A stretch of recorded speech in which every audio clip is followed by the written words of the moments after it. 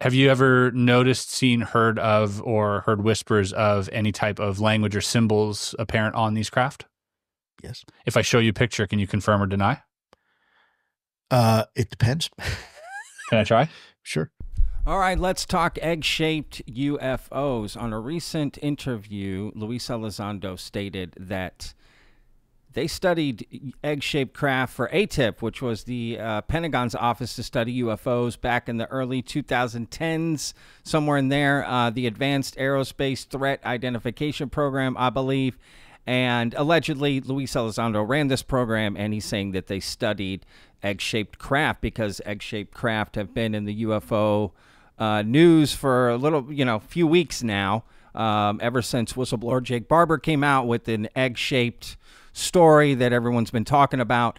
And Luis Elizondo had some thoughts on this, and not just that, but specifically alien writing, right? That's what we're going to get into in this video. Writing, like hieroglyphics, some sort of writing on craft, right? If that exists, because this picture was floating around of this, it's too much to get into the backstory, but this picture was floating around. It got leaked supposedly, and it showed hieroglyphics on this egg in a cave, and people were taking it seriously. And Chris Ramsey, who's the host here in this video, right, for Area 52, interviewing Luis Elizondo, asked him about this particular picture, and his answer is interesting.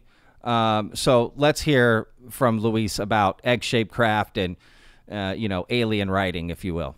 Have you seen, heard, or know of any other egg-type crafts at ATIP? Yes. You have? Yep. More than one?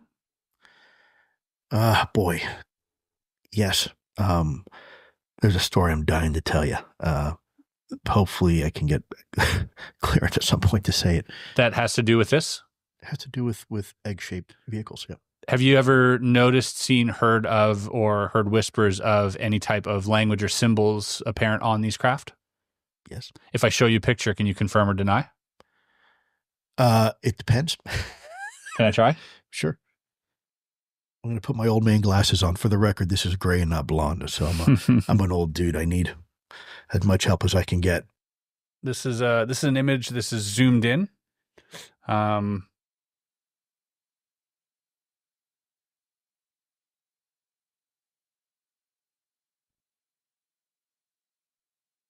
Now, someone has taken the liberty of pointing some of these symbols out and saying that there is some type of resemblance to this language. This is really interesting. When I was at the Pentagon, I spent considerable time researching ancient script and hieroglyphics and symbology and even cuneiform, and to see if there was any similarity on what was seen on the outside of these vehicles, which appeared to be some sort of glyph or rune, if you will. I am not familiar with this actual one, but you are familiar with absolutely, there being symbols on the outside of the craft. Yeah, which, by the way, is significant. That means something. And might I also mention, we do have a limited merch drop for the month of February. Check out our UFO shirt with an egg here, unidentified flying object. Very funny. Get it today. It's only available for February, so I'll put a link in the description. All right, so stay with me because I've got one more clip from that interview you're going to want to see. But first, I want to highlight Danny Sheehan, who I've had on the podcast twice. On a episode he did on Julian Dory's podcast, Danny Sheehan also drew out a bunch of symbols that he said he saw on some microfilm of a crashed UFO. And in this next clip I'm going to show you, Danny Sheehan draws out these symbols that were allegedly on this craft. Again, this is part of UFO lore, that there are symbols on craft, right? Which to some extent makes some sense. Now, I will say about that picture that Chris Ramsey showed, that I showed at the very beginning, Lewis saying, I never seen this before. So I don't think that picture is real, but that doesn't negate the fact that there could be writing on some of these craft.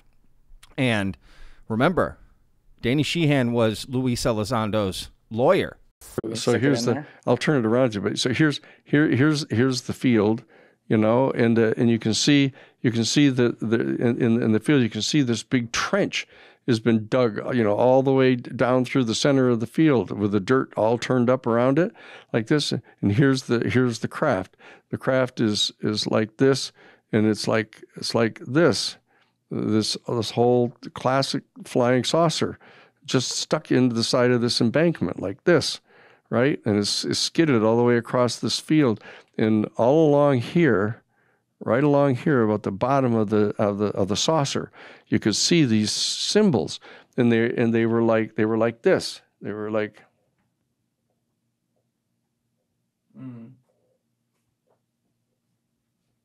So it didn't really look like anything you had ever seen.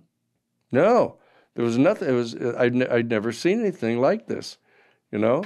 And they were like this, with these little dots and dashes and little like U-shaped things with dots like that. And it was all along the bottom here where you could see it.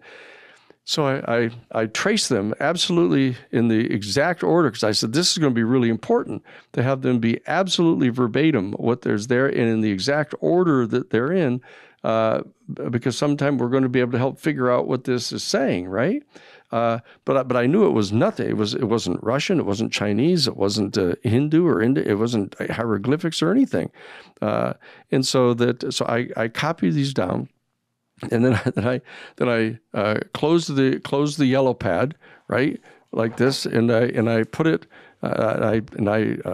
put the microfiche back into the little canister, put it back in the box, and tied it back up, put it in there, and got up, put on my jacket, and put the yellow pad back under my arm, you know, like this, you know, and just turned around and walked out. All right, so Danny's story there is honestly quite interesting. He said basically the gist of it, he got access to some files, copied them all down, right, walked out with it, sort of tricked the guards there, was able to walk out having scribbled down some notes for some microfilm he had seen and from, I believe, the National Archives. But just the fact that many people have seen symbols and drawn them out and replicated them or whatever, right? But the idea that is... something on these craft is quite intriguing and quite plausible. I've yet to see any, hardcore evidence of that, to be honest with you. But, who knows? Let me know what you guys think in the comments about this. Let's get to this last clip with Luis Elizondo and Chris Ramsey. What they had to say is pretty interesting.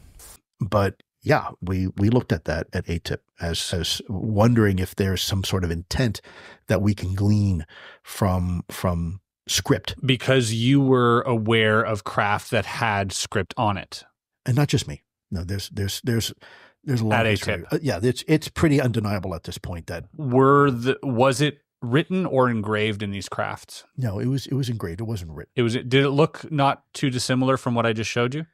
Yeah, it's much more precise than that, actually. I mean, there's no doubt about what you showed me there is someone's interpretation of what could be either script or it could be just scratches in the ablative process of it was very blatant. Oh yeah, like clear. Looking at that, yeah. It's like, hey, that's there for an intended purpose. You've seen these on egg crafts?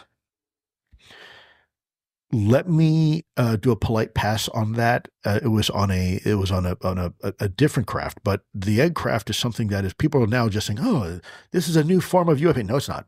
Mm-hmm. We've been and not just us. There are people. If the story ever comes out, we have been dealing with this shape for a long time. It's not new. People think it's new. It is not at all. In fact, there's some very interesting intelligence information about that. I cannot go into any detail. I'm very hopeful that information will probably come out soon enough. Not by me, but some scientists who actually research some of this stuff. Yeah. And it is not new to our intelligence community either. Now, the fact that Luis Elizondo has been studying UAP craft for ATIP, or at least ATIP in and of itself has been studying egg-shaped craft, and that they're quite certain that this craft and other craft has writing on it, right, engraved writing that's pretty undeniable, is very interesting, right? They should release some of those symbols so we could see it, like, what exactly are we talking about? And what if it's just like, Honda right? Like they put on cars, you know what I mean? Honda, Toyota. It's just like the name brand of the UFO. That would be hilarious.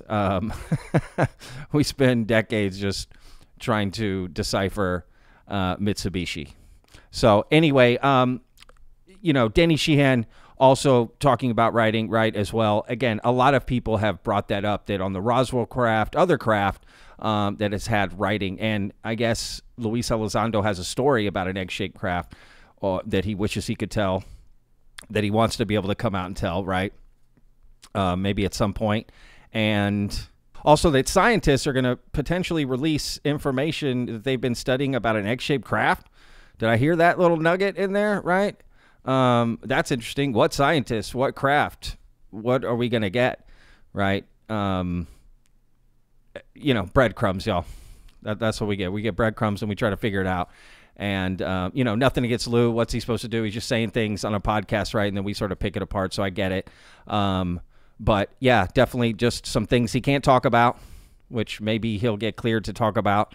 And we'll have to wait and see if there's some sort of release of information.